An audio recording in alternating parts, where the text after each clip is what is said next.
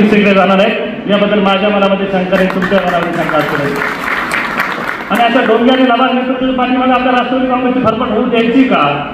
आदरणीय स्वर्गीय वसंतराव दादांनी राष्ट्रवादी काँग्रेसची जोपासणी वाढवली, त्या राष्ट्रवादी काँग्रेसला आपण टिकवून ठेवण्याची जबाबदारी तुमच्या आमच्या सगळ्यांची आहे.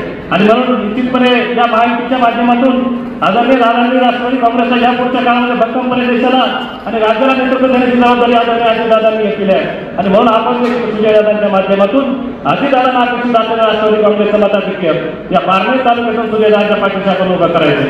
आणि सुनील पाटील आज तुमच्या विचाराचे भारतीय जनता पार्टी असेल, महायुती असेल, सगळे घटक पक्षातील विशेषतः तुमच्यावर प्रेम करणारी मंडळी या ठिकाणी इतक्या मोठ्या संख्येने उपस्थित आहे. यावरून तुम्ही निवडणुकीत इतक्या सक्रियपणे उतरल्यानंतर पारनेर तालुक्यामध्ये या निमित्ताने मेसेज दिलेला आहे की आता या ठिकाणी सुजयदादांचं मताधिक्य कोणी रोखू शकत नाही याची भावना आहे. आणि म्हणून आपण सर्वांनी अतिशय भक्कमपणे या ठिकाणी जुनी ज्येष्ठ मंडळी आहेत. आज नामदार साहेब तुमचं खरं तर मी या ठिकाणी थोडासा आभार मानतो. ग्रामीण भागामध्ये या निवडणूक सुरू झाल्यापासून चर्चा आहे की भारतीय जनता पार्टीचं सगळं काम चांगलं आहे. आदरणीय मोदीजी या देशामध्ये देशाला पुढे राज्यामध्ये जगामध्ये लौकिक करण्याचं काम भारत देशाचं झालेलं आहे. सर्व क्षेत्रामध्ये त्यांचं काम चांगलं आहे, परंतु थोडीशी खंत आमच्या शेतकऱ्यांच्या मनामध्ये निश्चितपणे आहे.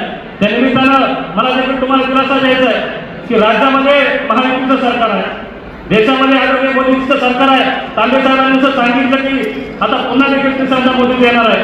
आणि म्हणून तुमच्या आमच्या शेतकऱ्यांच्या काही बाबतीमध्ये जरी निराशा थोडीफार झाली असेल, परंतु सातत्यानं हरिवर त्या ठिकाणी रेटच्या बाबतीमध्ये असेल, कांद्याचा प्रश्न असेल, दुधाचा असेल, विशेषतः आदरणीय साहेब दुग्धविकास मंत्री आहेत, त्यांनी दुग्धविकास मंत्रीच्या माध्यमातून तुमच्या आमच्या शेतकऱ्यांना 5 रुपये अनुदान देण्याचा निर्णय घेतलेला आहे. या ठिकाणी आपण दुधाची परिस्थिती पाहतो की सरकारचं त्यावर फारसं नियंत्रण राहिलं नाही, तर हा दूध धंदा खाजगीकरण झालेला खाजगी लोकांच्या ताब्यामध्ये गेलेला आहे. आणि त्याही परिस्थितीमध्ये दुधाला थोडासा दिलासा देण्याचं काम साहेबांनी केलेलं आहे. आणि अजून एक 6 महिने सत्ता महायुतीचीच असणार आहे. आणि म्हणून आपण भावनेच्या आधी न जाता काही गोष्टीची नाराजी जरी असली तरी दुधाच्या माध्यमातून असेल, कांद्याच्या माध्यमातून असेल, न्याय देण्याचं काम हे सरकार करू शकतं. नामदार राधाकृष्ण विखे पाटील करू शकतात, राज्याचे मुख्यमंत्री देवेंद्र फडणवीस करू शकतात, राज्याचे उपमुख्यमंत्री आदरणीय दादा करू शकतात.